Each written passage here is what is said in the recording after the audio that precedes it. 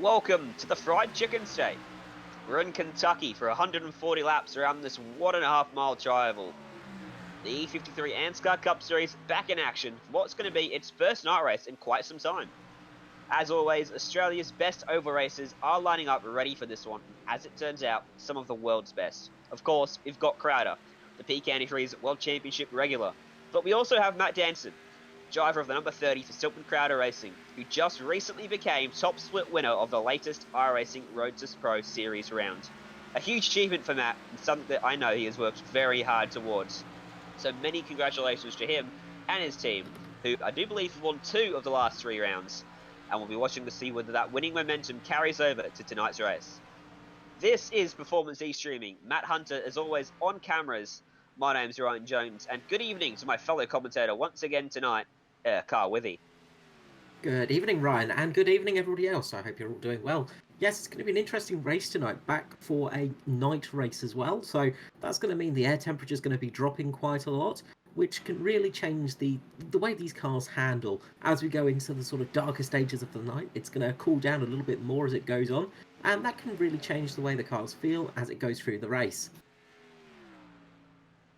Yeah, night races are my favourite. Cooler track temps mean the cars going faster out on track, bit more grip out there for drivers to play with, and you generally see a more aggressive race. And with this cooler track at just 27 degrees, I expect we're going to see some 100% throttle around the entire track the first couple laps of the stint. For the guys at the front, at least, I have been hearing from a couple of drivers that it does get a little bit more tighter in behind following drivers. There's a bit of the air gets taken off the nose of the car and you lose a bit of downforce. But I do think we're going to see some pretty close racing and some packs being formed by drivers throughout this field. Yes, and expect to see a fair bit of side drafting going on as well tonight. We're probably going to be running sort of the high and sort of low line. A lot of people were talking in practice beforehand that the low line was sort of more towards their favoured line. However, it does look like the middle line is the better line for the moment, and that's where most people have been finding the speed. Yeah, Kentucky's an interesting track, this one. It's very wide, so it does enable you to have some fantastic racing action, 3, 4 wide sometimes, even if you're brave enough. But it also is a track where the lowest line sometimes isn't the fastest line around the track. Of course, it is a shortest line. You would expect it would be the fastest, but there are quite a number of bumps down there. And you'll notice that a lot of the drivers won't go all the way down there the further they get into the stint. Yes, and it can start getting. You can just lose that little bit of grip. Those bumps can really throw you off your guard almost, and sort of catch you out as you're starting to run out of the rubber of the tire, as you're starting to lose a little bit of grip. So just going up towards the sort of slightly higher line towards the end of the run is usually a better option. Of course, you don't want to get caught right off at the top line because there's marbles that can form up there. But we would probably be expecting to see a couple of 2 to 3 wide passes tonight. Yeah, most likely, and I think the draft is, as always, with the Cup package for 2019, going to play a big factor in this race. I do expect it to be pretty close all the way down the field. We've got plenty of drivers that could win this race. Matt Danton, as mentioned. We've got Ashton Crowder on the field. We've got Ryan Shelton joining us for the first time in quite some time. Braden Burlos is back on the field. And someone that I saw in qualifying and practice and in this warm-up session right now has been very fast is Bradley Allison. That's not a name I recognise from ANSCAR competition, and it's been very interesting to see him running at the top of the leaderboards in terms of lap times for all these sessions. Yeah, he was very fast in the qualifying session and throughout free practice one before the little warm up here before the race. So it'll be interesting to see how he goes. Now we've seen a couple of sort of rookie drivers fast at the beginning of the race and beginning sort of practice sessions this year as well, and they've struggled a little bit as the race goes on. It's easy to go fast on these tracks sometimes, but it's hard to go fast constantly and when you're running in a pack situation. Yeah, and tire wear and tire life comes into that too, is something I struggle with quite a bit. But with drivers are lining up on the grid now for the start of this race, what we're going to do is we'll run you through the starting grid. So, starting off pole position, Jason Martin in the number 21 car. Ashton Crowder lines up outside front row with Danny G and Joshua Carl Walden on row number 2. Matty Raymond and Braden Burlos 5th and 6th, with Bradley Allison from P number 7, and Matt Danson a bit further back than expected in P number 8. Joshua Mickelmore, and Michael Skurlock rounding out that top 10 for you. Ryan Shelton returns to Anscar competition in P number 11 ahead of Riley Curtis with a Walking on the Moon paint. Stephen Williams, Mirko Dortanack, Edward Foster rounding out the top 15. Matty Clowett, Dave Douglas, Norman Clark, Matt Morris, and Andrew Mogridge finish up the top 20. And then rounding out the field, we've got Tristan Koch, Michael Ladder, Mark Johansson, Phil Otto, who unfortunately was unable to set a time in qualifying, but has been granted a grid spot on the back end of this field, so he will get to race. And that is your field for today's race. Yeah, of course, the Walking on the Moon paint celebrating the moon landings back in 1969. A very, very long time ago. And before you say it, Ryan, before I was born. You beat me to the punch. I was going to say, I'm sure you could probably remember that when you're 20 years of age, but you beat me to the punch there, Carl. Of course, I can't remember that. It was a good 30 years before I was born. But the drivers are on the formation lap now. What are your picks for this race, Carl? Well, it's hard to throw out people like Danson and Boulos. They're going to be strong. They're always strong. But Danny G has been looking pretty good tonight as well. He's not got the best qualifying position, but he's been quite strong out there as well. Of course, Jason Martin as well. He's put it on pole. So it's hard to pick from them all. But if I did, I would probably go with Matt Danson. All right. Well, I'm going to go for Danny G to take a victory in the Cup Series tonight. I think he's due for a victory. That man, he's a very fast driver, very consistent, and I'm looking forward to see what he can do tonight. Pace car coming down off turn number 4, going to dive down under pit road. Field on the hands of Jason Martin, looking for the green flag to get us underway for 140 laps at Kentucky. Martin drops the hammer and away we go. Green at Kentucky. A good start for Martin. Carl Warden going to come under threat from Matt Danton. Takes him 3 wide to the middle. 3 wide, Danny G to the inside. Matty Raymond will try to follow him through in that middle line as Carol Walden going to go backwards at a rate of knots up on that high line. Looks like Danny G might just about hold on to that second place. Matty Raymond giving him a bit of a push and some extra momentum down this back straightaway. Won't quite take him 3 wide. He probably had the run to do it there. Looking a bit further back, it's still single file, double file all the way back to the field. Nothing too crazy happening early on in this start of the race. No, a nice clean start there. Jason Martin had a fantastic drop on the rest of them. He's pulled a good couple of car lengths away. But importantly for him, Danny G is behind him, of course, one of his teammates. Yeah, those teammates will probably work together early on here, try and get a bit of a gap back to that fast pack of cars behind him with Danson, Raymond, Skurlock, Walden and Bradley Allison. We normally see that happen with Mitch Motorsports quite a few times where they work together for the first few laps of a race and then towards the end start battling each other for that race win as Matt Danson finally clears Matty Raymond for P3. A little bit further back, another Mitch Motorsports driver, Joshua Mickelmore, is on the march, getting by Joshua Carl Walden. And now picking off Bradley Allison through 1 and 2 with relative ease. Allison, believe it is letting him go there, but in doing so, gonna fall victim to Joshua Carl Walden. Tries to get the side drive going, will just about keep his nose up the inside of Allison, who wants to go again, goes quite very high up in the corner there, and lets both Walden and Ryan Shelton go. Yeah, Allison just got caught out there slightly, just in that high line, just lost a little bit of grip and it's just fallen back a tiny bit. And what we were talking about there, just that little bit of experience, just maybe just lacking a tiny bit there. But he's still holding on pretty well there, just behind Joshua Carroll Walden. So still going well for him. Everybody looks for what cleaning away down the back of the field as well. One of the sort of people charging at the moment that I could see was Matthew Clowett. He's having a pretty good charge, and Ryan Shelton as well, along with Michael Skurlock. Yeah, Skurlock picks off Matty Raymond for P number 3 while we are watching that battle with Allison, Shelton and Walden as we look back at Allison trying to go back up the inside of Cara Walden, not going to have the momentum to complete it, going to slide up on the exit and will in fact lose a spot from that attempted manoeuvre. Going to get overtaken by Riley Curtis down the back straightaway, side by side they go. Curtis keeping that car pretty high up, forcing Allison to go higher up the track than he would have wanted, but in the end another easy move completed on Allison.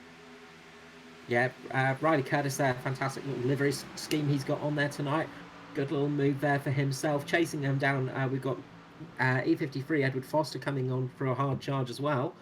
Just charging our way through the pack. But just at the front, it looks like Jason Martin and Danny G are just pulling away from the rest of the pack.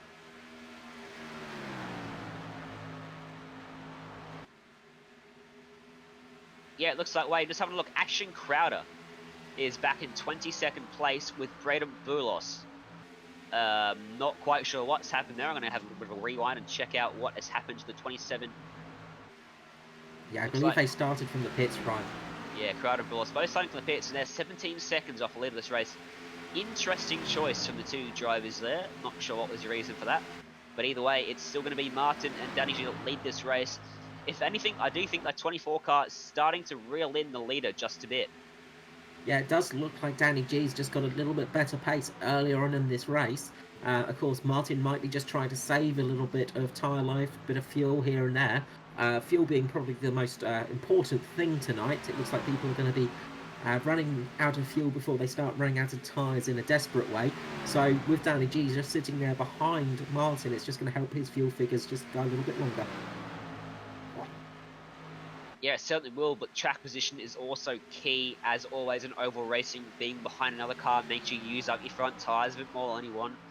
Takes a bit of the air off your car, makes you a bit uncomfortable. You can't run that exact line you want, so bit of a toss-up, bit of a decision to make whether he wants to sit there and save fuel or get ahead and try and gap Martin for the lead of the race. Having a look further back, trying to see what other battles are out on the track. Matt Danson still running there in P3 ahead of Spurlock Raymond and Josh Mickelmore, who's made a good start. And there's side-by-side way further back in the field. That is Dave, in behind Dave Douglas, who I believe is the, I can't get my names right. We've got Mirko Dortnak and Stephen Williams fighting Dave Douglas at the moment. Yep. They're having a great battle there with the two Illusion cars, and he's just coming on the back of his team leader, Riley Curtis, now. Bit of a downfall was running the blimp view for the commentating, so you can't quite see which car is which sometimes, and the camera doesn't do a good job of focusing on it, so I apologise for that. I was referencing Andrew Mogridge and Stephen Williams going side by side, but now in front of them, it's going to be Dave Douglas going side by side with Riley Curtis. Curtis has dropped back a bit. We saw him up there battling with the likes of Bradley Allison, but now he's gone back behind the likes of Dave Douglas and may even get overtaken by Stephen Williams as well. Almost 3 wide through the corner. Not quite going to happen this time around though. Douglas will complete that manoeuvre, and it looks like, oh, into the wall goes Curtis, and into Steve Williams he goes, both into the inside wall. Around they go. Caution comes out. A big hit there for Stephen Williams and Riley Curtis. Stephen Williams losing pretty much the whole front end there. Riley Curtis was just running that high line and he just got caught out up there. The car just ran a little bit wide on him and he just couldn't get it turned in time. Yeah, real unfortunate for Stephen Williams. Completely innocent bystander on that one, and a big hit for him. Going to put him way behind and on the back foot for this race. As you mentioned, Riley Curtis running that high line. Unfortunately, probably got on the power a little bit too early. Maybe got a bit of an aero understeer from the back of Douglas's car, just coming up in front of him on exit. But regardless, up into that wall. And just notice, up in front of them as well, Matthew Cluett got into the wall, much like Riley Curtis. He too got a big slide on. He managed to save it, and I dare say Curtis might have done the same had there not been a Illusion Motorsport shaped car that was inside. But leader's now going to peel down into pit road, led by Jason Martin. Yeah, now we have to see how everybody goes on the pit lane itself. Of course, this is where mistakes can be made and time can be gained in quite a big advantage. The cars haven't been running too much in this race, so it will be interesting to see after 12 laps if anyone decides to sort of try and risk it by not putting any new tyres on there. I don't think we will, but there is always that chance that people could take. Yeah, maybe a bit early on to see some strategy gambles coming out from these guys. Only lap 13 of 140, just about 10, 133, my bad. Almost about 10% of the way through this race. So I don't think we'll see any strategy gambles, and we won't. We'll see Jason Martin lead them off pit road, and it'll be Danny G in second, Matt Danson third. No changes there. Yeah, good pit stop for the top guys there. No real big changes, no big dramas in the pit lane that I could see either, which is always a good thing. We never want to see a race decided on the pit lane. It's always best to see it handled out on the track itself. Yeah, so sometimes that is the only way to make a move, especially in road racing. You'll see a lot of overtakes completed on pit road as drivers cannot make that move stick, and on some tracks, maybe tracks like Daytona or Talladega, a good pit strategy, 2 tyres instead of 4, can put you to the lead of the pack and keep you out front while the big one happens behind. Yes, and just having a little look through the winners and losers in that sort of pit race, we'll just pick up hopefully in a few moments with the full results. But one person that does look like they've done pretty well is Edward Foster, I believe. He's come up quite a few places, and Andrew Mogridge as well. He's done quite well himself. Yeah, fantastic start for Morgridge. Fantastic start to the race for Morgridge. Started back there in P number 20. He's up to P10, past 10 cars already. He is the biggest mover in the field right now. And Morgridge doesn't have too much experience in oval racing. He's a teammate of mine. He's more of a road-oriented guy, but it's good to see him running around on the ovals. I've finally persuaded someone from racing wants to come to oval racing. And it's good to see him running up there in the top 10. Yeah, it's good to see some more road racers out there on the ovals. It's one of those things that a lot of road racers have in their mind, that ovals aren't that interesting and aren't that fun, but when you're racing on them, they are something else indeed. Another guy I just want to talk about quickly is Phil Otto. He's having a pretty good race so far, not that we've had much of a race to begin with. He had an issue in qualifying, so missed out, so started from the back of the grid. So he's made it all the way up to 10th place now. So good little sort of, 14th place. So he's having a good little run so far, and doing well to get up to sort of that position after a pretty poor qualifying session. There he has. Ashton Crowder's made up a fair few spots as well. He's running in there right in front of Phil Otto. He's up there in 13th place. Did mention him earlier, back there 17 seconds off the lead, so he'll be happy with that. I don't expect that to be the last we see of Crowder making his way through the field. His teammate Brandon Boulos sits in there behind Phil Otto, so a bit of a Stilton Crowder sandwich for Phil Otto there. Yeah, sometimes taking that risk of starting from the pit lane can be sort of advantageous for you, because you are going to miss out on some early lap incidents, which might have been their thinking back then, or they might have just wanted a bit more of a challenge. Who knows? But it's working out so far for them. Relatively clean start to this race, actually. Didn't really see anyone get up into that wall until the caution came out, where Clowett got into the wall, and Riley Curtis got into the wall as well. Stephen Williams involved as well. Looks like Riley Curtis is back out on track, trying to circulate the third lead lap. Unfortunately for Williams, he is sat in the pit lane, one lap down, getting as many repairs as he can done. Yeah, very heavy damage to Williams' front end there, unfortunately. He was the passenger in that incident, and he took the brunt of it as well. Never fun to have happen to yourself. Being involved in a crash you cause is a bit easier to take than being involved in a crash which you can do nothing about. So, don't think it's going to be too happy about that one. But either way, pace car peels off, waiting for the green flag. Once again, they all bunch up, and away goes Martin. Good start. Going to jump Danny G reasonably easy. And Matt Danson's got a good restart. He's going to get alongside, going to nose ahead of Danny G. Heading into turn number 1, Matty Raymond almost close enough to make a move on the 24 as well, and will make a move on the 24. Down to the inside he goes. Good restart for the inside liners now. Danson looks to the inside of Jason Martin, side by side for the lead of the race. Down the back straight where we go. Matty Raymond pushing Jason Martin along. Oh, and we've got a big incident at the back of the field there. It looks like sorry, I just missed which driver that was. Ryan Shelton and another driver. I'll scooch for and try and find who it was. Ryan Shelton was involved in that incident, unfortunately. And yeah, Phil Otto. So yeah, big crash there for those two. So Phil Otto missing most of the front of his car. I'm just going to jump back and try and see what happened there. Well, that was an interesting one for Phil Otto.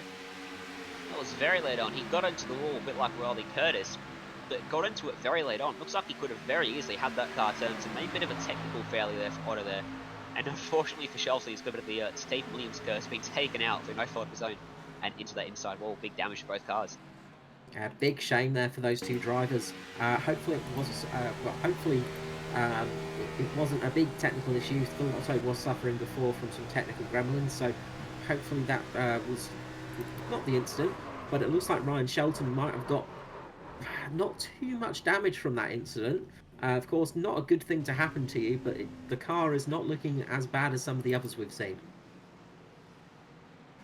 We'll have to wait and find out. The restart will show it all, whether he's got the pace or not. Interestingly, Joseph Martin just held on to the lead of the race. He just had a nose in front of Matt Danson when that caution came out, so he'll be happy about that one. Yeah, no big changes off the restart though. No big changes. We are seeing a couple of cars coming in just for a few little bits and bobs here. The person that was running highest in the field was Mirko Dortnak, and it looks like he's getting a full service with full tyres onto that car. So it'll be interesting to see what he's up to with that one, just getting himself off sequence for the rest of the field there.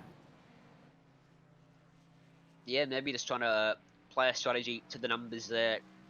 Maybe he's worked it out that if he pits now, he'll pit once or twice more in the race and get to the end.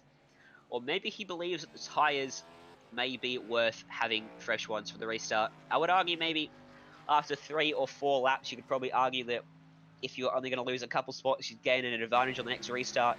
Obviously, these tyres are able to go flat out around the track for the first couple laps, but after that, they do drop off and you can't quite go flat out. So there's an advantage to be had, but after not even a lap of racing, I don't think that's what Dortmund would be going for there. No, but one thing it does do for Mirko Dortnak is it puts him off sequence for the rest of the cars. He's going to have that little bit more fuel left in the car now, so he can go a little bit longer into the race, possibly, maybe 1 to 2 laps longer than the rest of the field. If a caution comes out in his favour, it could pay off quite favourably for him. Well, we saw Dortmund win a cup race earlier in the season with a fantastic strategy gamble. Or what I've heard from other competitors, not so much of a gamble, just the normal strategy, which unfortunately no one else took. And Dortmund jumped a whole heap of cars to win that race by an absolutely comfortable margin. So he's an interesting driver to look out for if it comes down to strategy. Someone else is Dave Douglas. If it comes down to a fuel race in the truck series at Pocono, round number 1, it was an absolute fuel race to the end. Dave Douglas saved enough fuel, timed his run perfectly, got his track position when he needed it, and won that race from Jason Martin. So if it comes down to fuel, look out for Dave Douglas. Yeah, Dave Douglas is exceptional at keeping a little bit of extra fuel in the back pocket of his car, just getting it to go a little bit longer. But we've seen people like Matt Danson as well manage to eke out tyre life on the cars, not necessarily fuel life. So it's going to be an interesting one as we see the remainder of this race go if it does come down to fuel sensitivity, because fuel savings are a very different game, and trying to go fast trying to preserve fuel is a hard thing to do indeed. Yeah, fuel conservation is an interesting one. Some people are able to do it and continue to keep up their speed and go really fast, which is an uncanny ability, because when you've got it's a lot easier to do on road racing than it is on oval racing. Of course, in oval racing, when you're going flat out so much of the time, you've got such a little opportunity to save fuel, and the only way to really do it is when you're under green flag conditions, is to lift out of the throttle early, and that's all you can really do. If you're in a situation where you need to save an absolute ton of fuel, you'll see drivers maybe start to clutch with a few laps. That's something I know Douglas did at Pocono a couple of weeks back in the trucks. He was clutching with about 10 laps to go or something like that. But under cautions, the other huge way that drivers save fuel on oval is actually shutting the engine off under cautions and just letting the car coast around the track. And also, as I mentioned, clutching the car, keeping that clutch in. It keeps the engine revs down. It keeps the car in between gears, and it's not using so much fuel. But the biggest one yet, shutting the engine off, and it's really hard to do under green flag racing, and that's why it's a very difficult. A fuel race is a very difficult one to win, because to be able to save that much fuel when you need to and keep your speed up to be up there at the pointy end is very difficult. And it's a rare talent indeed. So the lights have gone off the pace car, and we're going to be getting back to the restart very, very shortly. Jason Martin will once again try and get the leap on the rest of the field, but he'll have Matty Raymond behind him this time, but Matt Danson to his right-hand side. So as they come around the final corner, and it's going to be back to green, Jason Martin's going to drop the hammer any moment now. And away he goes. He drops the hammer, and away Jason Martin goes. Gets a good restart again. Matt Danson's dropped down behind him in front of Matty Raymond. And we've got Danny G on the outside of those two. As they come through. Sorry, you keep going. As they come through, Matt Danson drops down to the low line, and Jason Martin drops down in front of him. But Matt Danson's got a very good run here.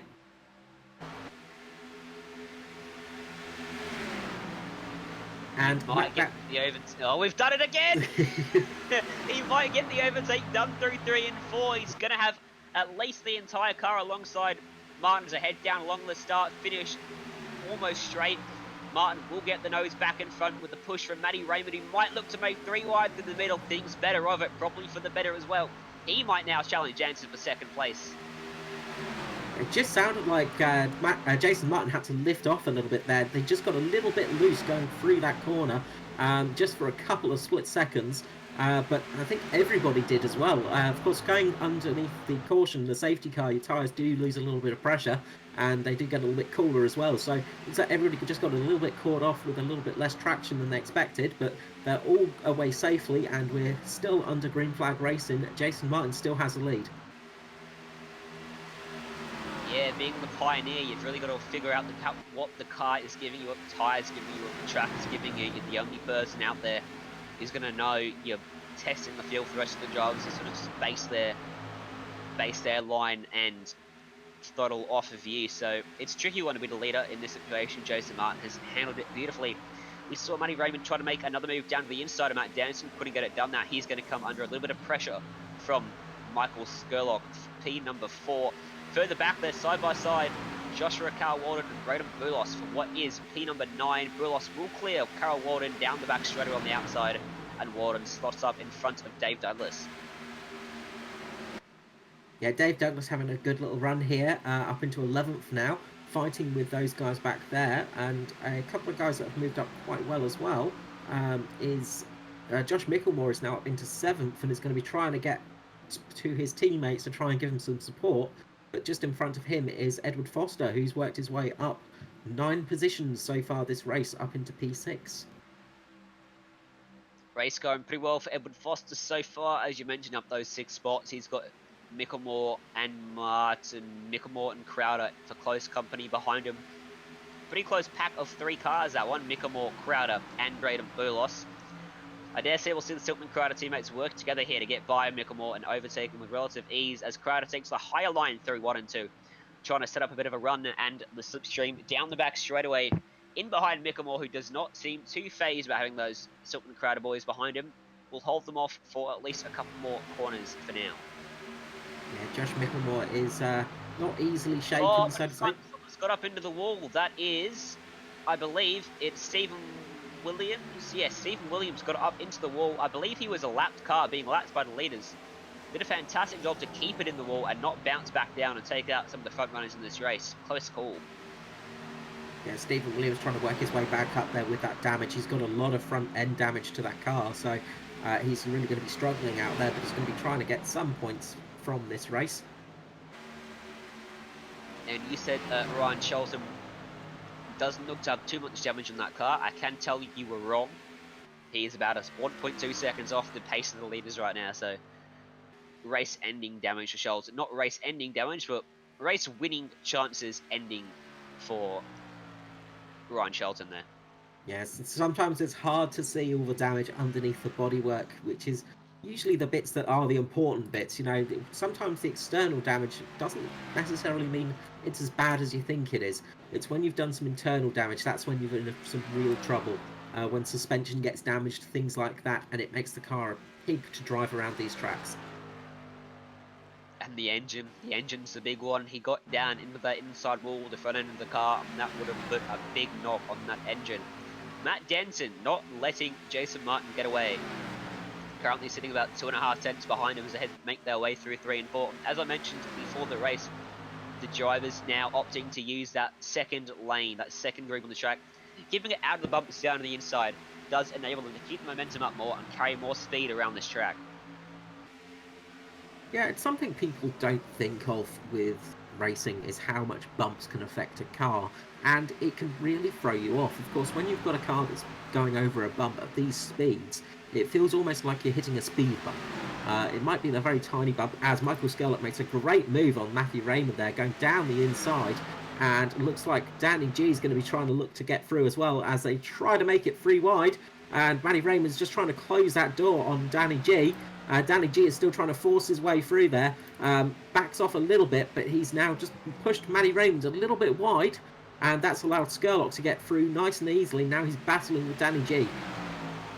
Matty Raymond's going to get the run though, off the exit at turn number 2 on that high side, going to get back alongside the 350 Illusion Motorsport car, and will clear him through 3 and 4, but look for the run to come back for Michael Skurlock here on the outside of 4, and he does get that run.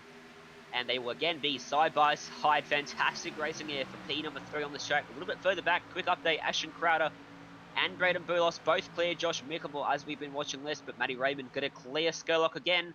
But again, that run's going to come on. This is the ebb and flow of oval racing, the shorter lane around the track versus the higher lane where you get the run off the corner, but it does not work for Raymond there. Danny G is going to clear him almost as well, and Raymond loses 2 spots now. Yeah, and he's in danger for losing another spot because Edward Foster in the Legacy-sponsored car is coming up behind him, and it looks like he's going to take advantage of that slight speed advantage. It's just gone up to the high line, and he's going to try and force Raymond to take the slightly tighter in line. Looks like Raymond's just got the car back under control and back with some speed, but Foster's now on the inside of him, and it looks like he's going to make his way through. Will Raymond be able to come back with the cut through? Just behind him as well is Ashton Crowder, and he's going to be working very hard on taking that position away as well. Well executed move from the 53 there. He sat it up high, looking to get the run through the corner, and Matty Raymond did exactly what Foster wanted him to do. He overdrove the corner, drove it in too deep on the throttle, and as a result, he absolutely ruined his mid-corner and exit, and will lose that spot to Foster, and will probably come into threat from Ashton Crowder in the not-too-distant future. Yes, and then just behind Crowder is Brian Boulos as well, another very fast driver. So scary stuff for him, and Josh Micklemore actually is just behind Boulos. So you've got some incredibly fast, very experienced hands on these ovals, all in a line there. So Matty Raymond's really going to have to work hard now. Yeah, he's on the back foot now for sure, but it looks like he has now settled himself out as again drives in a bit too deep, and this will enable the run to come. 27 car down to the inside he goes along the back straightaway. Gonna get the run he needs and gonna get the move he needs. Drives it in deep on the inside, or look to slide up there in front of Matty Raymond, who almost looked to let him go. He lifted right out of the throttle on the high side. Easier move for the 27 than it was for the 53 and the 24 and 350, the cars in front of him. Yeah, now Brayden Boulos in the 01 is looking to make the move on the 83, which is Matty Raymond. And he's just down on the inside line now. Josh Micklemore is licking his lips behind him, just waiting for them to start fighting so he can start making his moves as well. Looks like Matty Raymond's just going to be dropping back a little bit for this moment and this stint of the race. Of course, this can sometimes happen with you on an oval race. You can just lose a bit of time, just come out a little bit slower for a couple of corners, just lose a few spots. You just have to take a deep breath, get back to the rhythm, and then get back to your pace. Yeah, just a bit ruffled. His feathers are at the moment. He's lapping, ironically, the same pace as the race leader Jason Martin, who is probably out there saving a little bit of fuel, a bit of tyres, and is being caught by the rest of the pack.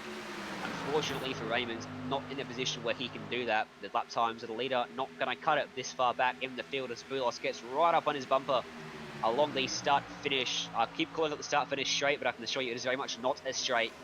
And he will get through on the inside through 1 and 2, and Micklemore will look to have a piece of the action as well. Yes, and Micklemore just very close there. Good driving from both the two drivers of the 83 and the 31 there. Not making contact, could easily have had a little bit of a touch there. Good spatial awareness from both of those drivers. Matty Raymond still defending as hard as he can, but it just looks like he's struggling a little bit with that inside line. He's just not able to turn the car as tight as some other people. Danny G has got to the inside on Michael Skurlock for 3rd place, and Skurlock lifted off the throttle by the looks of it and let him go for 3rd, not willing to fight, recognising that at lap 39, not really the time to be taking risks and fighting someone for 3rd place on the track. They were just happy to let Danny G go and maybe chase down the leaders and hold them all up a bit.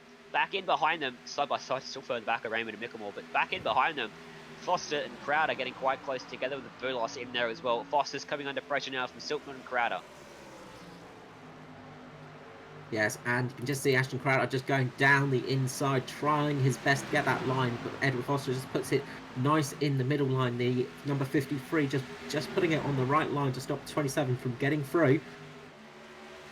And we've got a good little battle back between Josh Micklemore and Matty Raymond now, and looks like Micklemore has got the move done on the high side of Matty Raymond. Josh Micklemore in the number 31 takes the position and now is going to try and get back into chasing Brayden Boulos down.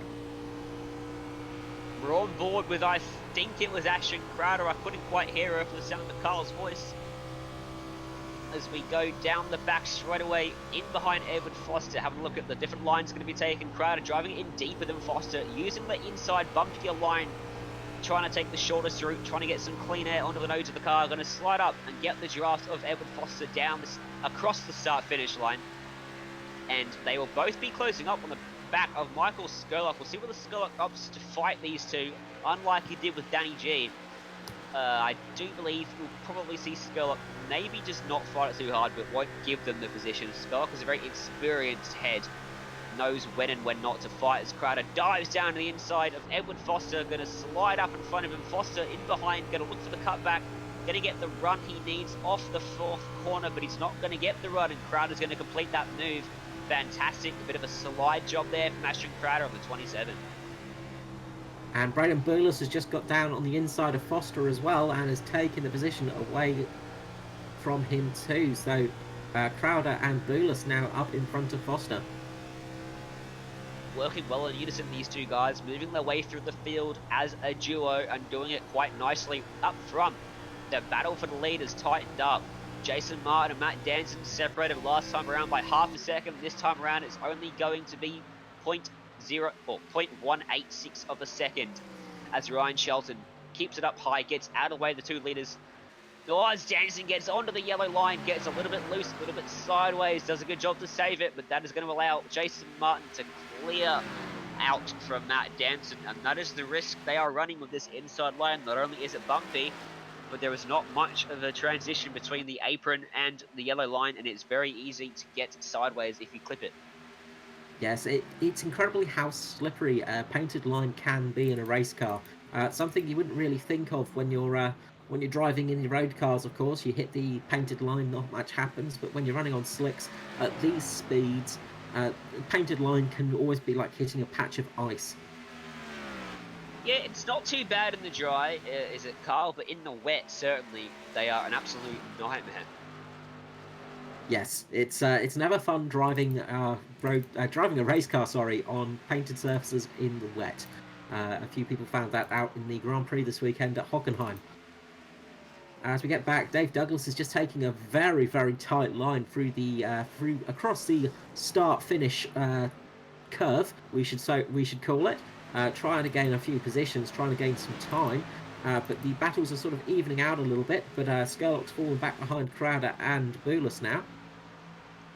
I watched. He did in fact just peel off and let those 2 guys go by. So Skurlock maybe saving a bit of fuel, trying to stretch the car to maybe get a 1-stopper or maybe a 2-stopper. I don't think he can get a 1-stop from the lap 13 restart.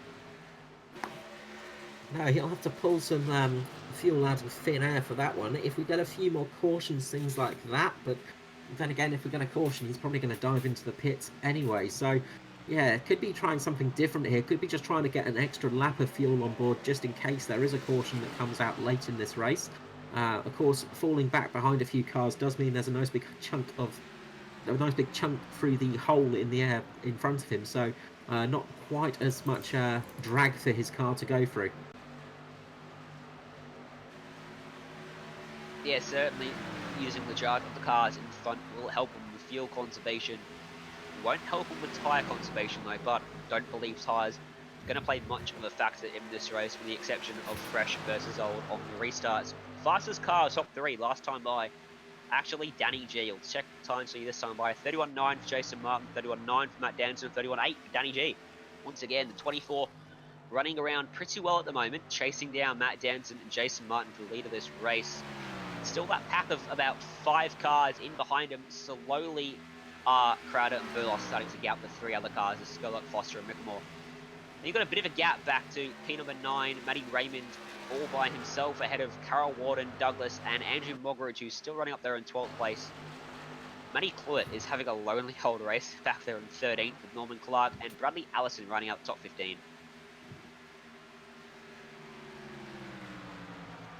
Yes, and then we've got Mirko Dortnak in 16th place with Matt Morris, Michael Latterer and Tristan Koch down in 19th place. Mark Johansson has just made a green flag pit stop. I just noticed. So he just came in for, I think, the first green flag pit stop that's been out there. So not sure why he's done that one. And then we have Ryan Shelton, who's running 3 laps down, with Phil Otto being the last of the Phil Otto and Stephen Williams being the last of the runners. Sorry.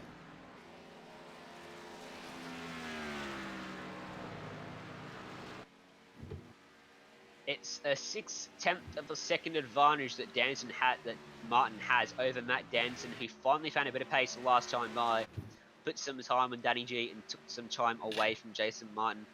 Ashton Crowder's running pretty well. We're 31.8 last time by, shadowed almost exactly by Braden Burlos. Those two continuing to work together, slowly chipping away at the lead the top three have. Skurlock has lost another spot now, going back in behind Edward Foster, and now sitting there in front of the 31 of Josh Mickelmore. Foster, one of the biggest movers in this field now, up 9 spots.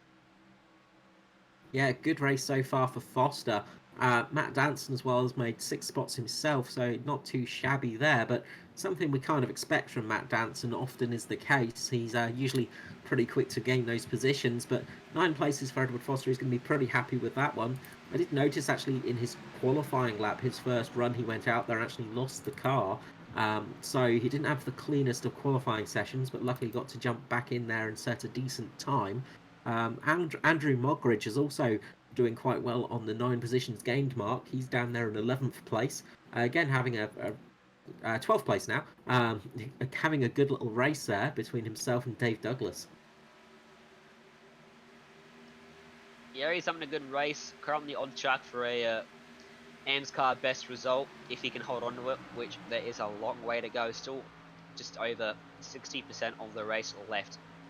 No change out front, no change up most of the field. Most of the drivers sort of starting to spread themselves out a little bit now as the tyres start to scream out, no more grip please, I cannot take any more from these.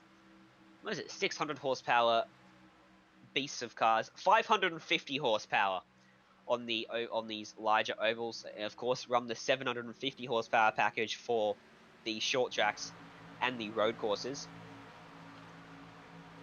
But it's still a lot of power in these cars, and they're despite the jokes of them being heavy lumps of metal, which they used to be back in the day, the old stock cars. The modern ones are much lighter than most things today, and they have one heck of a power to weight ratio. These things absolutely fly. Oh yeah, they certainly do. Having a look at this battle for P9, heating up a bit. Matty Raymond coming under fire once more in this race. It seems like he's been defending all race long, and it's not going to end now. He's got Joshua Kawa-Walden and Andrew Mogridge for close company in behind Mogridge. Trying to poke that nose out on the high side, get a bit of air on the car, cool the temps down a bit, as we see 3 different lines being run by these 3 drivers through the corner. Walden going to slide up a bit too far on exit and might come under fire from the 88 here. The 88 Mogridge looks down to the inside through 3 and 4. Can he carry momentum? Sorry, we have Jason Martin coming in for a green flag pit stop with Danny G and Josh Mickelmore. Probably could have waited until I finished the sentence. But yeah, Martin and Danny G both into the lane. Yeah, so our leader has pitted. Sorry about that. Just the leader pitting. I thought that was a big one. Was just looking. Was just actually going to mention the new tyres were with Mark Johansson stopping are around about a second to a second and a half faster at the moment. So it looks like these guys are wanting to get in there now and getting some fresh rubber on board as well as some more fuel. Josh Mickelmore in the lane as well behind these guys. A good stop for Jason Martin. Will hold a decent advantage from Danny G. No issues for any 3 of those drivers. Having a look at if anyone else has decided to dive into the lane. Matt Danson has stayed out, and it won't surprise me at all if Matt Danson stays out for a lot longer in this race. We've often seen him run the gamble, run the gauntlet with strategy. And annoyingly for every other driver on track, it quite often works for Matt Danson.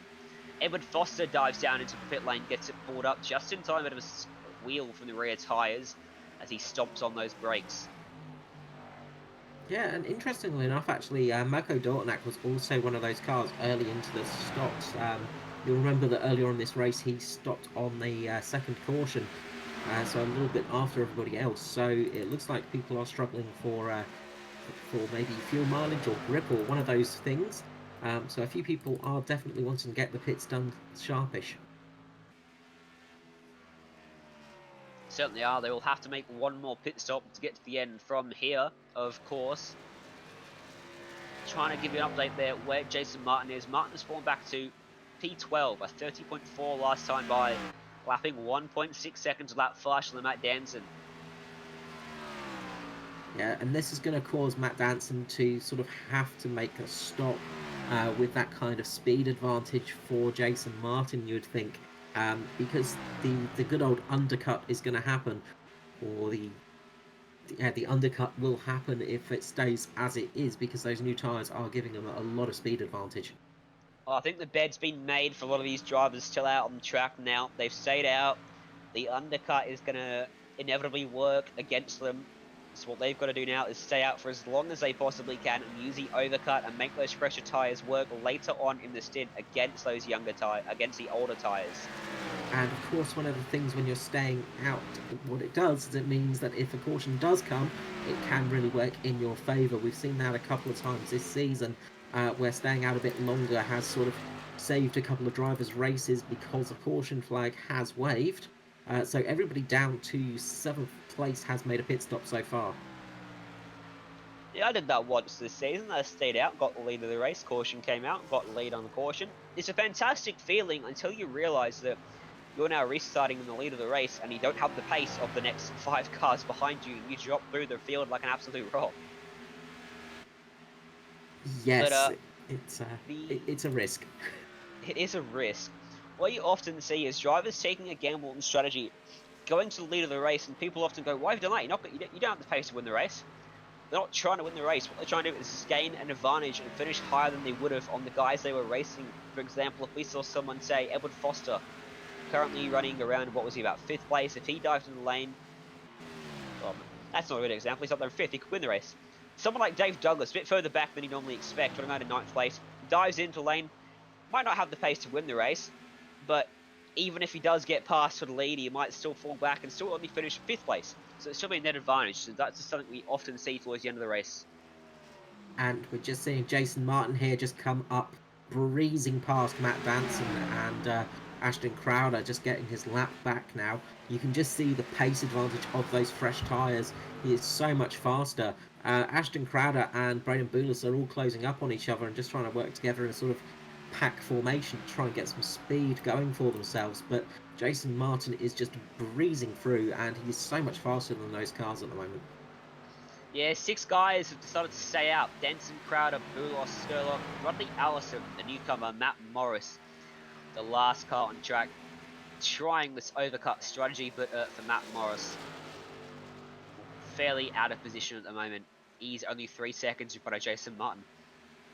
Yes, and sometimes a roll of the dice can do can be good fortune for you, but that's the thing about gambling, is it's either going to pay off or it's not.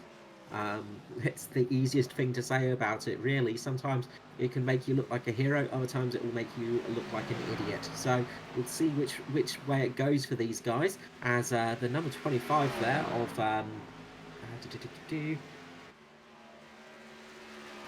Matt number Morris. 25 was Matt Morris. Sorry, yeah, Matt Morris just had a little bit of a moment in front of Jason Martin. Would have just given him a little bit of a moment of deep inhalation of breath, but everything settled itself out there. As now we have Danny G just skiving his way through these front runners, and he is coming up through the field as well, just unlapping himself. If these guys can make it to lap 1, if these guys can make it to lap 83, they will only have to pit one more time in this race based on the fuel numbers I was given pre-race. So that may be what these guys are going for. Maybe try to make it to 83 and make it a 1-stop to the end, while these guys out on track, of course, Martin's co, do also have to stop one more time. 28 seconds the gap from Martin to Danton, lapping about 1.1 seconds lap faster than Danton at the moment. Do we expect that pace advantage to reduce after a few more laps put onto these tyres? Of course, the way this tyre wear seems to be working is the drop off is pretty substantial, and then all right in front, Danny G gets sideways underneath the Matt Morris car, hangs on to it. Fantastic driving from Danny G. As I was going to say though, the tyre drop off starts to plateau a little bit the further on you get into the run, which means guys like Danton and Crowder and Boulos, who are in an absolute mess of cars right now, will start to get some sort of advantage back, and they won't quite lose out quite as much as they were before. Yes, and that's something we'll have to look at as it goes on. It's always tricky to say. It doesn't look like it's going to be a huge drop off at the moment. The guys that are on the older tyres at the moment are setting around about 30, 32.3s as sort of a general lap time, while the guys that pitted are generally setting low 31s. So sort of the fresh tyres are still much faster at the moment, but they definitely are losing a bit of speed. They've gone from the low 30s to the low 31s now in a sort of a 12, 13 lap period. So are they going to lose much more speed now, or are they going to keep that speed for a bit longer? Not too sure. Going to be an interesting one to find out. It is, of course, a Stilton Crowder 1, 2, 3 at the head of this field, showcasing their ability as a team to get these cars in the right zone and get these drivers in the right zone as well. Don't expect, as a result, to see many changes out front. They're all just going to sit in behind each other, and Crowder and Brillos probably saving a bit more fuel than Danson, who is, of course, the car at the front, pushing that hole in the air for Crowder and Brillos to follow through with. Looking a bit further back, it's Skurlock all by himself, 5.5 seconds off the lead of the race. All by himself in terms of race position, but in terms of track position, he's got 2 cars to his inside. That is Joshua Carroll-Walden and Andrew Mogridge. Mogridge came out of the pits a fair way behind Carroll-Walden, but evidently has been able to catch up to him and has actually passed him for position right now. Yes, and Andrew Mockridge, of course, stopped a little bit later, I think, than Carroll-Walden. Same lap. Oh, sorry, same lap. Sorry, I was thinking of Bradley Allison. Sorry, wrong person. Completely the wrong person there. Too many names. That's always the trouble. Yes, so it'll be interesting to see how they go. One of the cars that sort of stayed out with the leaders was Bradley Allison. So he has pitted, and it's dropped him back a fair few spots. He's got back to 16th position now. So it'll be interesting to see how he goes from here. Of course, he's going to need a second stop as well, as Matt Danson comes into the pit lane and crosses it all up. He gets a big lockup as he's coming into the pit lane. So hopefully he managed to get a car slowed down in time. We'll see how that goes. But yeah, he's come into the pit lane now. We'll see how this works out for Matt Danson. About 60 laps to go in this race, so just outside the predetermined field, and given to me by certain drivers of this field who know what they're doing. I won't reveal that in case anyone happens to be racing along and has the broadcast right next to their rig still playing, so I won't reveal that one. But yeah, Matt Danson outside the field window, I do suspect, so he'll have to pit again. He will go back out on track behind Jason Martin by quite a long way. Yes, and Ashton Crowder has also just come into the pits. So Braden Boulis is the last one out there, and I do wonder if maybe he's got an extra lap in the car, just from the fact he was following his friend so closely. He was the third car in the line there, basically, so possibly getting a little bit better fuel mileage there. But Braden Boulis does now pit as well, so this is going to launch Jason Martin back into the lead, as Michael Skurlock as well just comes into the pits too. So Jason Martin's going to get a nice big lead out of this, but it's now going to be who can get through to the next stage. Matt Danson's 40 seconds off the lead of the race, right? Off the lead of the race. Do expect him to be lapping roughly a second a lap quicker than Jason Martin, whose times have already dropped off to a 31.7. His best for the race, for reference, is a 30.38, or 30.038. So fair way off his already a fair way off his best for the race. So his tyres have dropped off the cliff. I've dropped off the cliff and heading towards that plateau now. Matt Danson, 30.5 the last time by, so he is substantially quicker, and he's got 26 seconds to make up to get his lead of this race. So this will be an interesting one to watch as we get closer and closer to the end of the race and closer to the next pit stop round. Yes, so now it comes down to the race of the pit stops, of course, and well, it looks like nobody's going to be able to make this a sort of, well, a two-stopper. So it looks like everybody's going to have to come in for at least one more stop for this race now.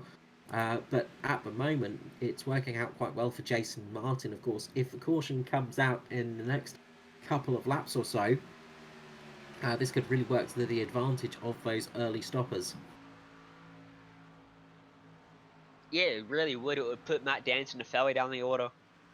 and I think in a couple more laps' time, we're going to have enough laps on those tyres, those recent pitters, that they're going to have to come in under the caution along with everyone else, and they're going to lose that track position. For reference, Michael Skurlock is the final car on the lead lap. Bradley Allison actually jumped him by pitting earlier than them. And as I mentioned that, Skurlock gets back up there ahead of Bradley Allison. Yes, and Bradley Allison was one of those guys that stayed out a little bit longer than the rest. He's on slightly newer tyres, of course, as well. So his tyres are only 11 laps old.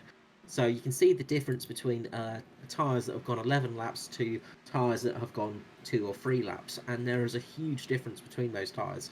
So the big drop off for the tyre sort of times comes around about that lap 20 mark, where they start just sort of really falling off the cliff.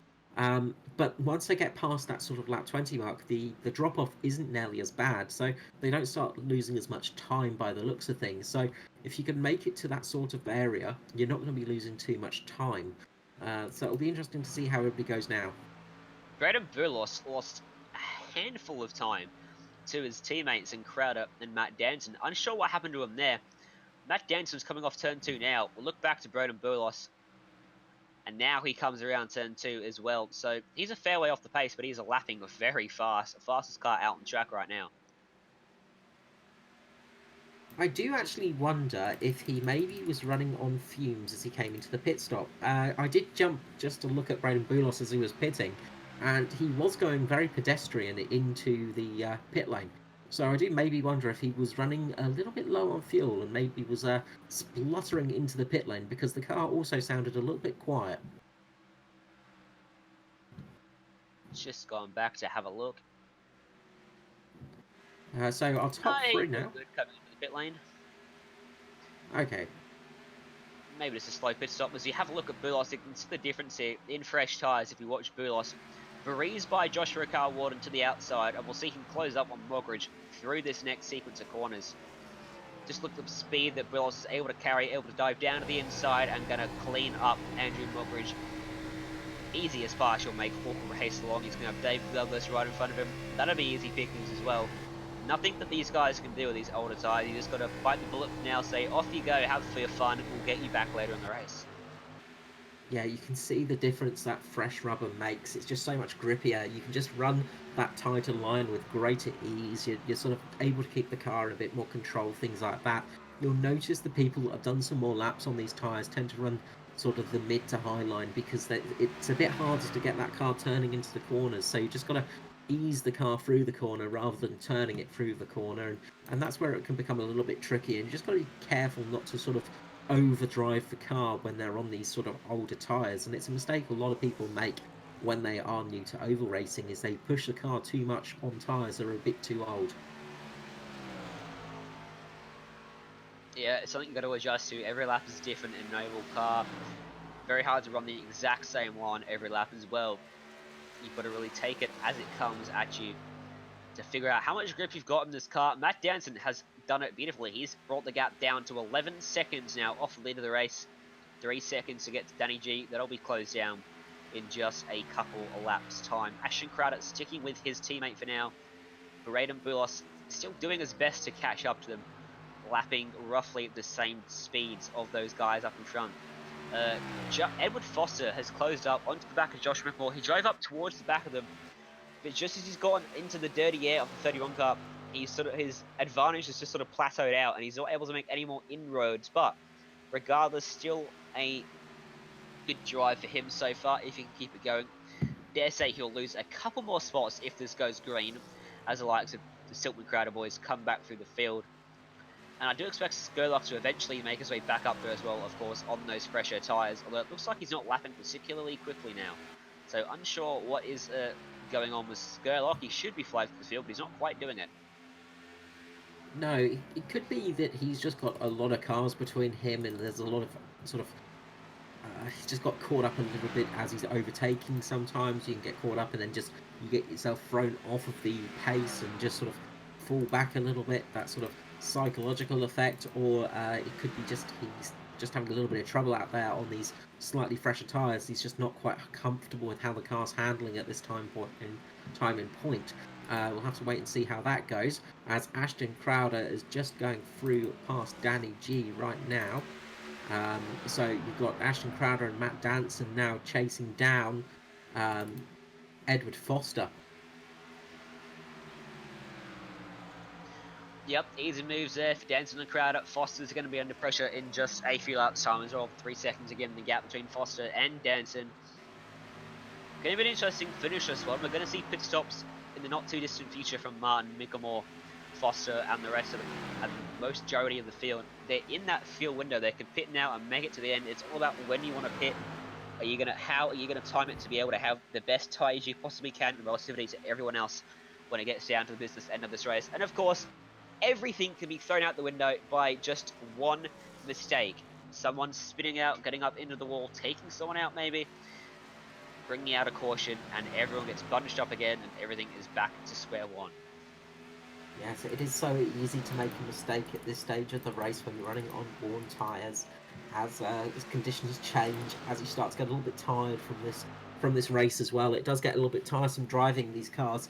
Um, it's a harder thing than you would expect driving these cars. There's a lot of mental energy you put in as well as physical energy, and you can start getting a little bit worn out by this stage of the race. So you just got to be keeping yourself on guard for that as well. But of course, what this is also going to mean is with the with Ashton Crowder, Matt Danson, Braden Boulos, is when they do have to make that final pit stop, if they do need to, which we think they will have to, it's going to be a very short pit stop for them as well. So they're going to have a much shorter pit stop than some other people possibly. I'll probably beg to differ on you there, Carl. We've seen with the tyres, the drop-off isn't... The drop-off does plateau after a certain point, but the drop-off is definitely significant enough. You're going to want to take all 4 tyres, and all 4 tyres does cover both fuel cans. So pit stop time not likely to be reduced for any of those guys pitting later. The one thing I always keep forgetting. Yeah. Thanks, Ryan. That's what happens when you don't race, Carl. You need to race more, Carl. Why don't you race? Why are you up in... And we see Matt Danson and Ashton Crowder going past Edward Foster there. We'll just steer around that question as they go through and get up to 3rd and 4th place. And now the chase is on for Danson and Crowder and co. To chase down the leaders, Martin and Mickelmore. 5.5 seconds between 1st and 2nd, but 6 seconds now only back to Matt Danson. And it's an absolute mugging of Josh Mickelmore at the moment as Matt Danson and Ashton Crowder just sail past him. He has just got nothing to fight back against them with. So those two have just got past very, very easily. Josh Mickelmore trying his absolute best to fend them off, but not much more he could do there. So good driving by them and him as well. Let's have a look at what lap they pitted. It was lap 74. It's taken them 20 laps to make up the difference to Jason Martin. All but 5 seconds of that difference. So I do wonder whether Jason Martin will contemplate pitting when these guys get to him.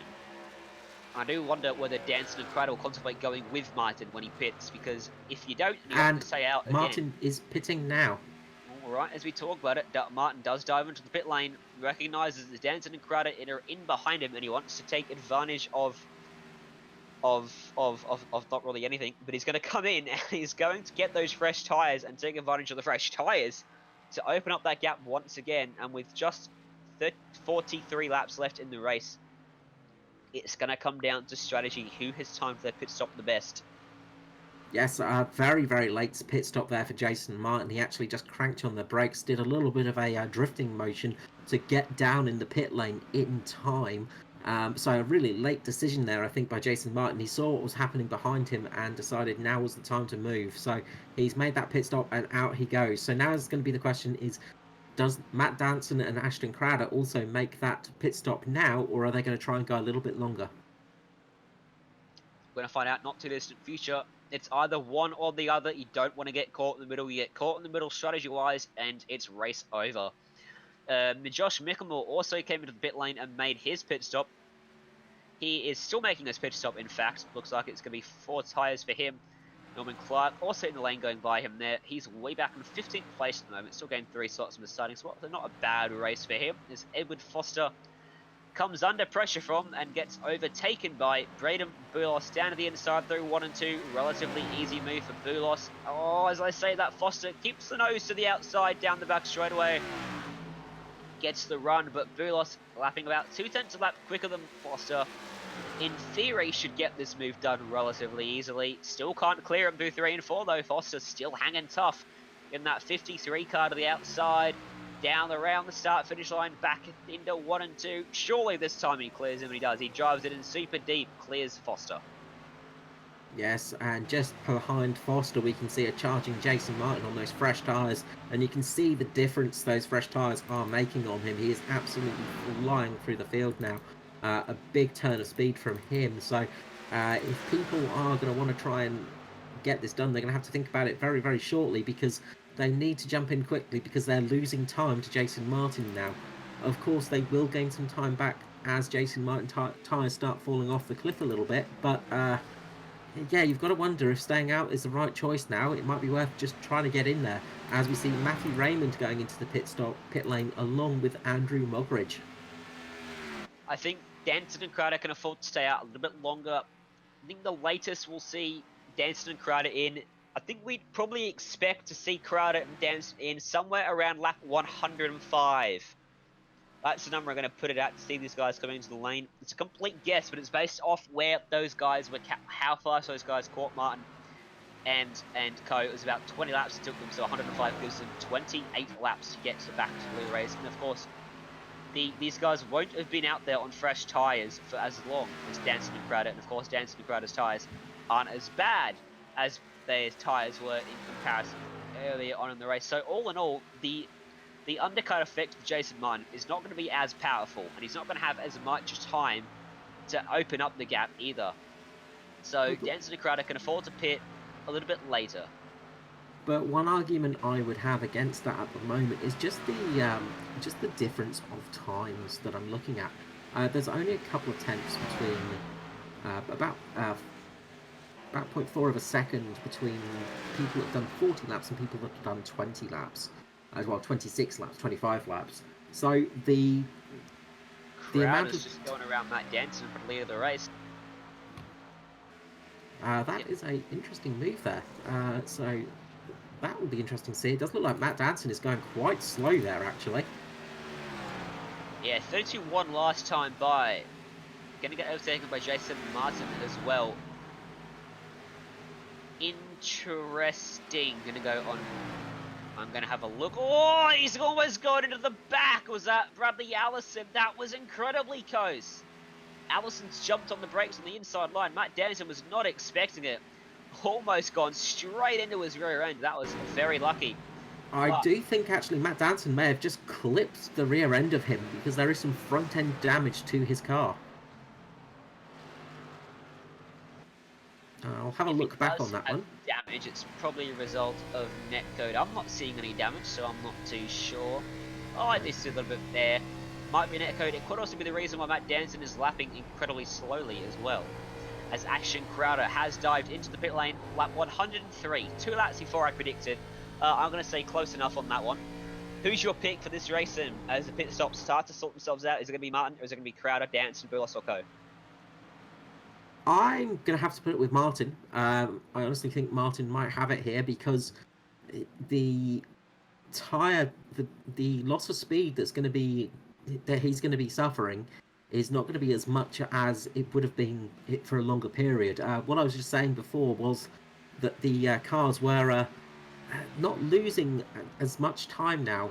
As the tyres get older, the difference between drop-off is not nearly as much as you'd think. So the fresher tyres make a lot more difference over the first 20 laps. So when you got to this stage of the race, you're actually... Yeah, I'm going to say Jason Martin. I think he's going to have the slightly better strategy, and I think he's going to have the speed for the end of this race. Well, I'm going to say Ashton Crowder in pure spite of you, Carl. No, I think Crowder's going to get through here and win this race. I don't expect Martin to run away with this one, as Matt Danson looks to have made up a little bit more time now.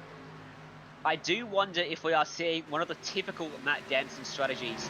Is he driving incredibly slowly because he is conserving fuel to the absolute maximum, trying to go to the end of the race without another stop? It's something we've seen Danson try on a number of occasions. It paid off once, I do believe, for Danson. It normally pays off. He normally gets lucky with a caution, so that could also be another thing. He might be just be taking a bit of a gamble on a possible caution coming out. Ashton Crowder, last time around, did a 30.1. That's a stunning lap time. Jason Martin, a 31.0, so 9/10 of a second, almost a second lap faster is Ashton Crowder. In terms of track position, Crowder's just come off turn number 2. Jason Martin coming off turn number 4 now. So he's not too far behind him. And he's going to get his lap back in a second on Matt Danson. So Crowder's going to run down Martin, I don't think. I do think. Yes, and I was just looking. Dave Douglas, he is currently on his 51st lap, sorry, of his stint. So he's managed to go 50 laps so far, and he's pitting now. But that would mean that Matt Danson can make it to the end. From my calculations, Matt Danson should be able to just about make it to the... no, sorry, he's going to be 10 laps short. Sorry, looking at the wrong thing, but yeah, he's going to be 10 laps short, so he's not going to make it to the end. He's going to have to pit. Unless he saves like an absolute madman. Yeah, he would have to... It'd have to have fuel hidden up his trouser leg, I think, to save that, to get to the end of this race on his current sort of stint. It'd be interesting, that's for sure. Ashton Crowder in behind, I do believe that's Norman Clark, yes it is. And Matt Morris, who's not had a fantastic race as Matt Morris. We've seen him have bursts of speeds on the road courses. Wasn't able to close the deal though, and he's been relatively quick on some of the ovals. Unfortunately not his night tonight. Started 19th, currently a lap down in 14th place there as Crowder breezes by. Crowder's going to pick off Josh McAvoy's going to pick off Dave Douglas, who's coming out of pit road. And he will continue on his merry way in search of Jason Martin, who is still coming out of turn 4 as Crowder enters turn 3, so the gap has definitely reduced by a significant margin in the gap, 5 seconds, as it was before the pit stops. Another person to look out for as well for gaining a few spots in this strategy area is Edward Foster. He stopped only a couple of laps ago, only 5 laps ago, so he's on relatively fresh tyres. So he's going to be trying to chase down the pack as well. He's just sitting behind Danny G at the moment and is gaining quite quickly on his teammate. So it'll be interesting to see how he goes towards the end of the race as well. But Braden Boulos has taken the lead now away from Matt Danson.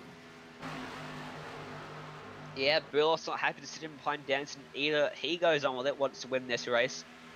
Interesting strategy from these two guys. Only people yet to make a pit stop, barring Michael Skurlock, who sits in there in 4th place. Yes, in that sort of top group, they're the sort of guys that have been out there the longest. The only other person out there at the moment that's on a sort of similar strategy to them is Matt Morris down in 15th place, but that's not really a good place to be when you're needing to make another stop either. So we're just seeing Danny G just carve his way through the front runners and just getting himself back on the lead lap. And just behind Matt Danson now is Foster as well in the number 53 car. So they're trying to get themselves back onto the lead lap now, which will sort of be quite helpful for them. Jason Martin is just eating chunks of time from them as well. He's flying at the moment. But Ashton Crowder is flying quicker, and it's going to be a battle between our 2 picks to win this race, Martin and Crowder, who is continuing to close in by 6/10 of a lap last time by the gap, about 4 seconds around the last time. Yeah, those two are very fast at the moment. They are really pushing hard. Martin does have a bit of a gap on Crowder at the moment, but of course Crowder is on about 9 lap newer tyres than Jason Martin, so those slightly newer tyres are going to be helping him quite a bit. Now is really the question of when does Danson and Boulos pit? That's going to be the interesting thing. Or do they pit? I think they've made their bed. If they pit now, they're not going to win the race. I think that much is certain. They're only 16 seconds ahead of Jason Martin. The only gamble I could see them possibly taking is coming in, taking one can of fuel, taking right side tyres only, and making a shorter pit stop, as you alluded to earlier in the race. Even then, I'm not sure how the pace advantage would be with the older left sides on the car. The other thing they could be doing is just hanging out and hoping for a safety car as well. I doubt they'd be going for that strategy. They must be confident of getting to the end on their sort of fuel, or possibly with a very short splash and dash or something crazy like that. But yeah, I can't see them doing anything without a safety car coming out. In all honesty, if they manage to go 57, 50, 58 laps on this stint, then it will be some kind of miracle. They'll have done 8 laps more than anyone else in this whole race.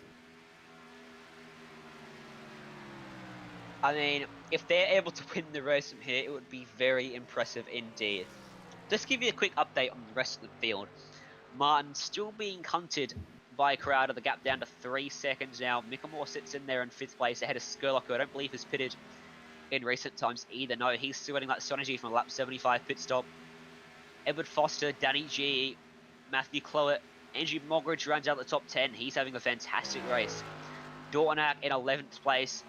Douglas, Raymond, Clark, Bradley Allison's fallen away from his 7th place starting spot. Carroll Walden's fallen away from his 4th place starting spot.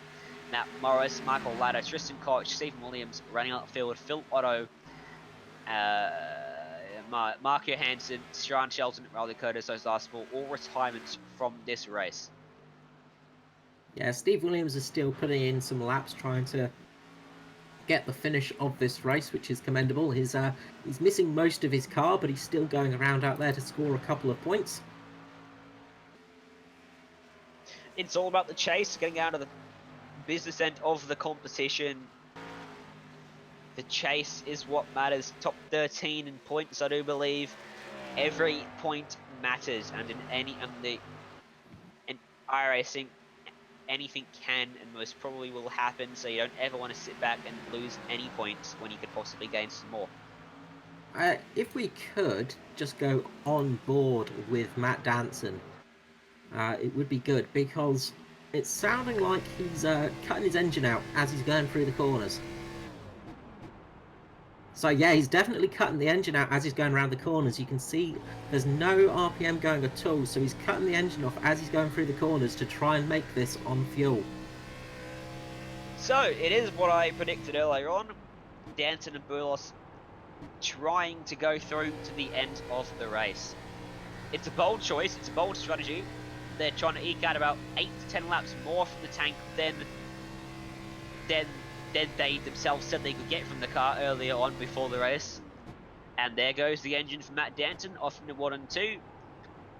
Still out of it, and now gets back on the throttle coming out of turn number 2. I'm just going to have a look at Brendan Boulos and see whether he's doing the same thing. He isn't. He isn't. He is lifting off very early, maybe clutching it, but not shutting the engine off like Danson. They have 12 seconds back to Jason Martin, and in 12 laps, he would need to be a second lap faster to get the move done on the leaders. Currently, Matt Danson a 32.5 last time by, Jason Martin a 31.9. So if it stays this way, Danson and Boulos would win this race. Yeah, they are playing a very risky game right here. If they can do it, it's going to be an absolutely incredible victory for them. Jason Martin, though, has the option of just going full pelt now. He can just absolutely put his foot to the floor and go for this victory. He doesn't need to worry about lifting and coasting or cutting the engine off, things like that. Of course, one of the things that could really put a dampener on Danson and Boulos' stint here is things like traffic, as they're trying to get through some lapped cars. Things like that can start costing them time. When you're lifting the engine off as you do, it does always sometimes cause issues. You know, you can always have small mistakes when you're doing this kind of strategy. So it is a very risky, bold strategy they are doing. The gap between Jason Martin for P3 and Ashton Crowder is slowly reducing. The advantage that Crowder has starting to fade away, only 0.3 per second quicker than Martin last time by the gap. 1.2 seconds. It's a close battle for the lead of the race, 0.3 per second between them. And it's a close battle for third place as they try to catch the leaders as well.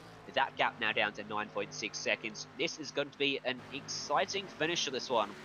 Going to be interesting to see as well whether Danson and Burlos. Oh, and Jason Martin just clipped the wall there.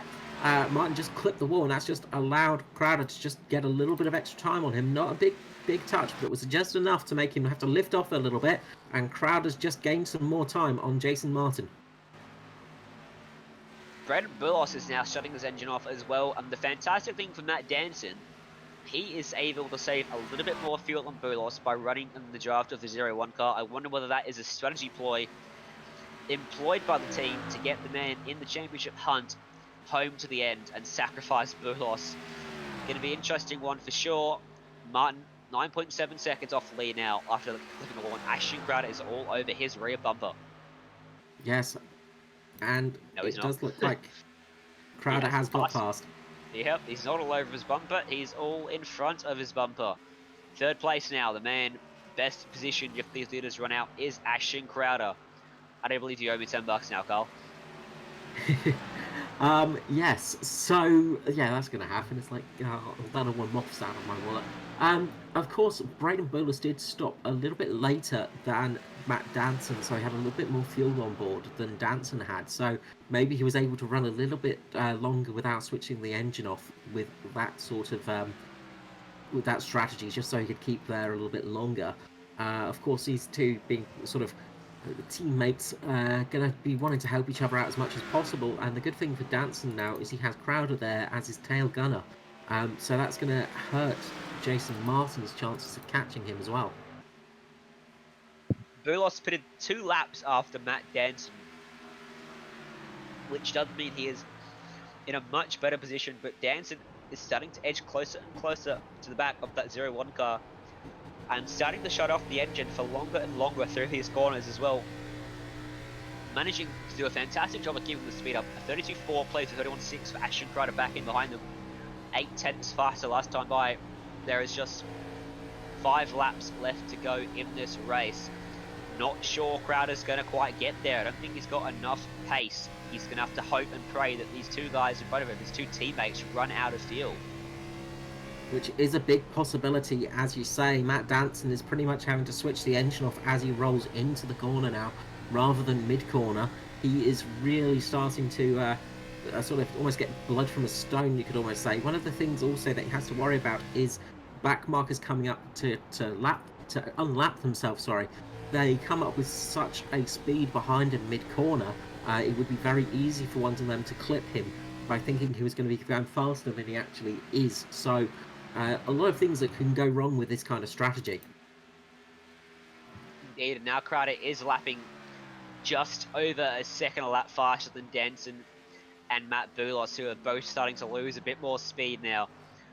5.6 seconds to the gap, 3.5 laps to go. Not going to be close enough unless Danson and Crowder have to start saving more and more and more towards the end here. Burlos, yes, very close to the front of Matt Danson now. Danson's really closed the gap back up. Is he going to go for a move for the lead of the race and get the track position that he needs? He's not. He's going to turn the engine off a long way before the start of the corner, roughly about 100 meters before they even get to the entry of the corner. He's shutting those engines off. 32.8 and a 31.8. Danson and Crowder respectively. 1 second the difference once again. Down the back straightaway they go. Yeah, they are going to be just rolling across the start-finish line, I think. They are really going to be stretching the car as much as they can, but they only have 2 laps to go. Just 2 laps to make this work, as Ashton Crowder is gaining on them with some serious time at the moment. He is just under a second faster than them, and only 3 seconds behind them. So he is really starting to catch up at a great rate of knots. But it might be too little too late at the moment. It depends if these guys have enough fuel. And it looks like Danson has dropped off quite a bit from Burlos, just because he is simply having to lift and coast so much, switching that engine off. As Ashton Crowder is coming around, he is going to be catching Danson on this lap, coming across the start-finish line, and it's going to be down to the wire. Yeah, it's the final lap of the race. It's all come down to this. The final lap. 1 second the difference between Braden Burlos and Matt Danson. 2.8 back to Ashton Crowder. Have they done enough down the back straight away for the final time today? Braden Burlos shuts the engine off once more. Does he have enough fuel? He's got an advantage over Matt Danson to maybe coast across the line. Braden Burlos out of turn 4. Matt Danson out of turn 4. They're both coughing. They're both out of fuel. Danson weaves to the car. Burlos gets across the line. Crowder gets Danson for second, but it's going to be Braden Burlos that wins this race by 1 second. Crowder picks off Danson on the line. Less than a tenth between them. What a fantastic finish, and fuel strategy was the game at the end. One absolutely fantastic fuel-saving drive there for both Boulos and Danson. The fact that they made it so long with that fuel on board is pretty miraculous. 60 laps for Matt Danson, the longest run by anyone for sure. These cars were pretty much only managing 50 laps per stint, so to get 60 laps out of it is something special there. Matt Danson is going to be pleased with third place. Not absolutely happy it's third place, but I think he's done incredibly well there. But Braden Boulos, what a brilliant win for him. Yeah, fantastic. When he played the strategy well, he pitted 2 laps later than Matt Danson, and in the end, that was key. He started coughing halfway out of turn 4 to the start-finish line. Matt Danson started coughing just before he exited turn 4. That was the difference. Boulos held on for the win. He's not going to be able to do any celebratory donuts. No, he will. He saved enough fuel for the donuts. He just about saved enough fuel, and oh, now the car's out of fuel. There he goes. He coasted all the way back around to the start-finish line to do 1.5 donuts, and now he's out of fuel.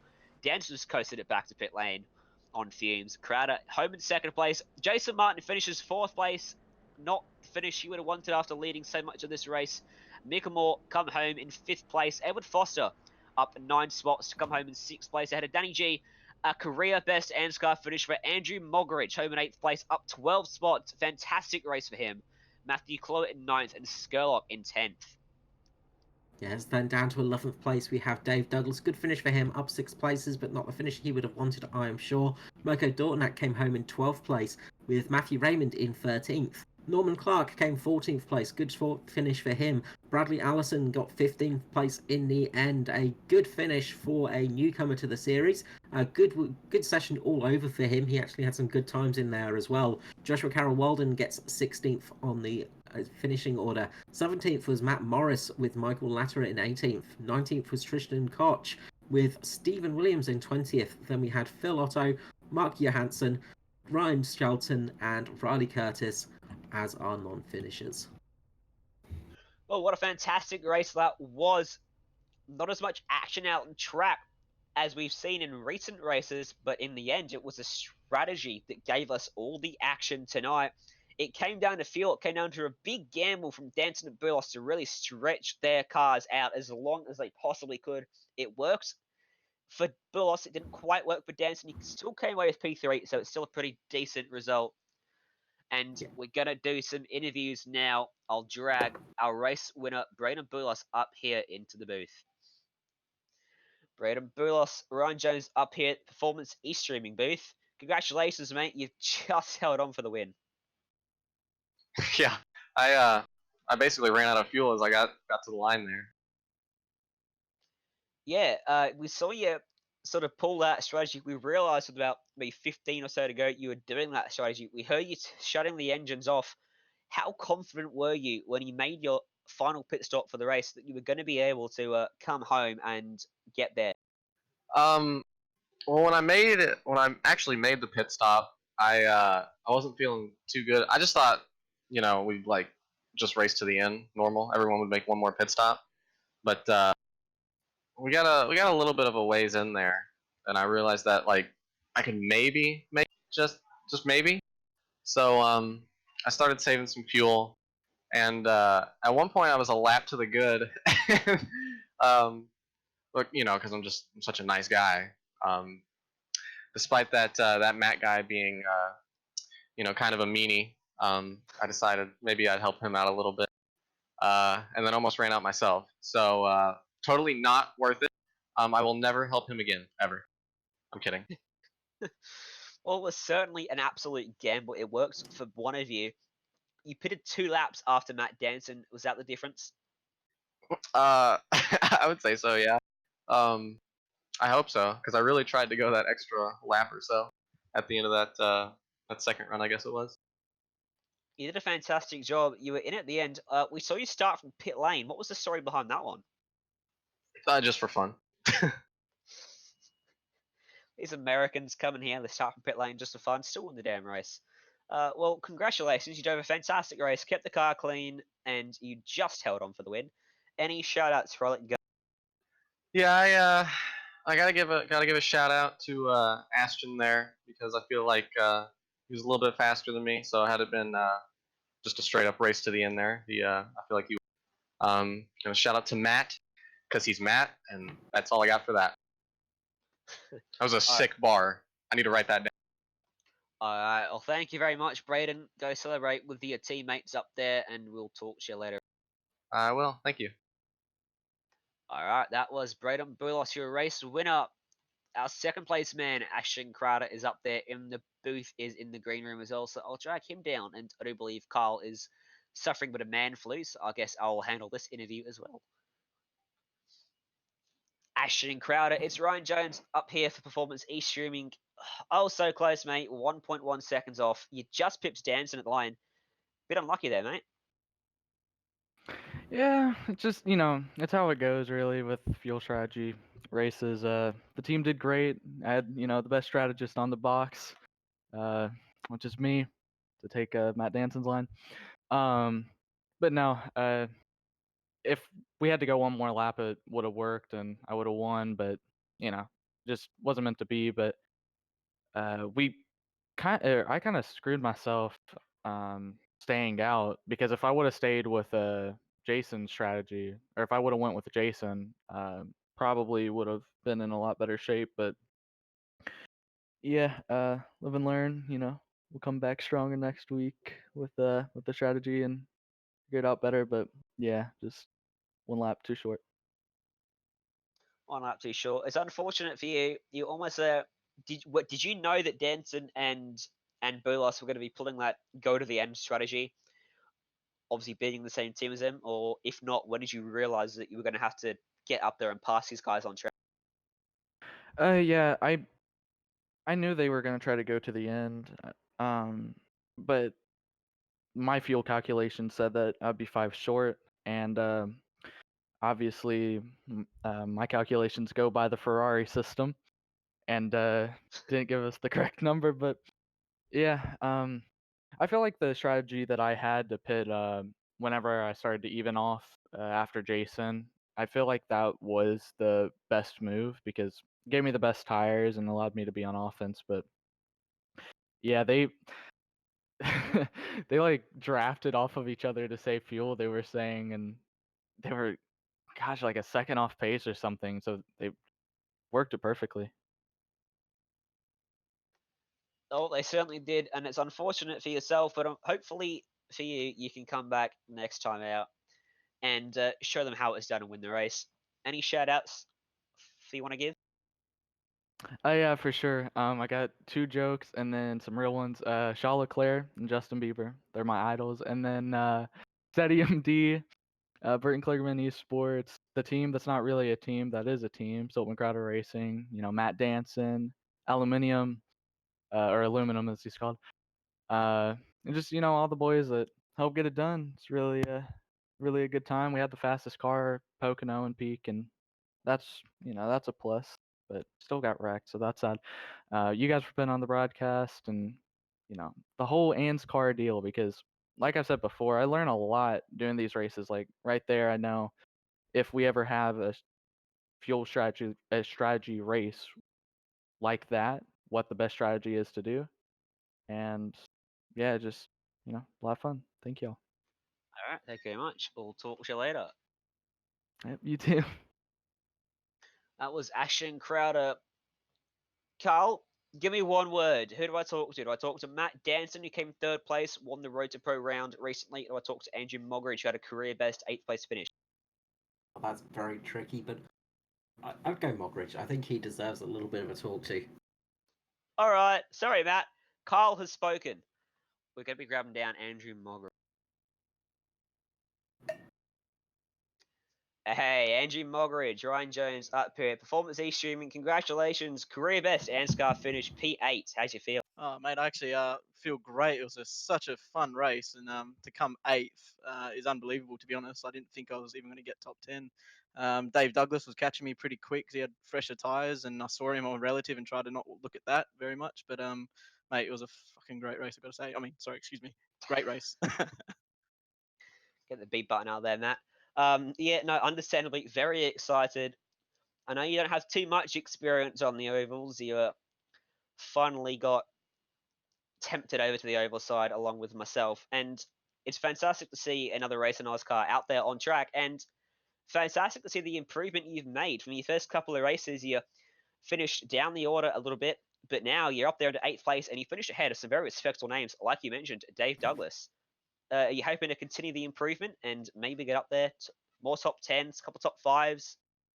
Oh, mate, I'll be definitely trying, and it's a pity because I'm going to the US tomorrow. But I thought I'd throw in a race tonight and get out the way. But when I'm back, I'm definitely keen to get onto this oval stuff because I'm really really having a lot of fun with this, and it's this league in particular. It's freaking awesome racing. I've got to say, it is. The guys are just so much fun to race with, and they're so clean. I'm just surprised how much green flags we get. It's great. Yeah, and Scar prides itself on having the best oval races in the country, some of the best in the world, as I mentioned at the top of the show. In terms of your race strategy, we saw an incredible fight in your race strategy between the leaders. We didn't get too much of a view further back in the field. What was your race strategy like? Did you have a preset plan, or were you just sort of following what the others around you were doing? The funny part is I actually joined the race 5 minutes before qualifying was ending. So I didn't actually know I was going to do this race until I saw it in the hosted and then gone, oh, it's Thursday night. I better join that. Chucked a few quali laps and kind of just worked my way through the race and figured out a good strategy. And I was fighting hard with Dave Douglas before my last pit stop, and he was holding me up, and I could feel that. So I thought I'd duck in, get some fresh tires, get back out there, and hopefully 30 laps to go. I think, or 33 laps to go after my pit stop. I got out there and got past him and stayed ahead of him, and then caught two guys right before the finish line. There was a guy I think that ran out of fuel, and I think it was Mick Skurlock, and I was lucky because he held up. I managed to box in. I think it was, oh, who was it? Someone else. Matt. I think it was Matt Cole. Boxed him in behind Skurlock and got past both of them. So it was a great finish. Well, you did a fantastic job, and congratulations once again. Before I let you go, any shout outs you'd like to give, maybe to the sponsors of the team? Yeah, it's gonna be my first time. But Harvey Bay Auto Glass, of course, Race on Oz, Mr. Jones for helping me out with giving me a bit of tips with Oval, which has been good. And yeah, just Race on Oz team. It's great fun racing with them and have a lot of good fun in the team with all the guys.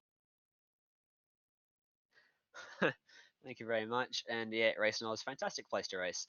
Thank you, Andrew. I'll talk to you later on, and I look forward to seeing you back out on track next time. Definitely, mate. Look forward to it. Oh, that was eighth place getter, career best result. Very happy with that result. And Mogridge, fantastic for him. Are you able to talk, Carl, or shall I close this one? No, I'll finish with a couple of words from myself.